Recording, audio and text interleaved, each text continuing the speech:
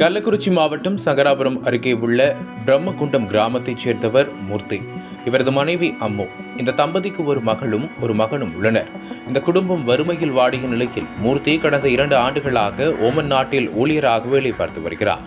மூர்த்தி வெளிநாட்டில் வேலை பார்த்து வருவதால் அம்மு தனது குழந்தைகள் மாமியாருடன் வசித்து வருகிறார்.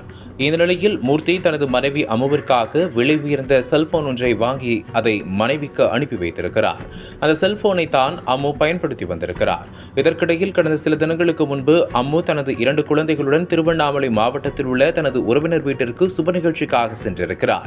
சென்ற இடத்தில் அம்மு பயன்படுத்தி வந்த விலை உயர்ந்த செல்போன் மற்றும் 10,000 ரூபாய் பணம் காணாமல் போய்விட்டது. இதனையடுத்து என்ன செய்வது என்று தெரியாமல் திகைத்து போன அம்மு வெளிநாட்டில் உள்ள தனது கணவர் மூர்த்திக்கு மற்றொரு செல்போனில் இருந்து தொடர்பு கொண்டு பேசியிருக்கிறார்.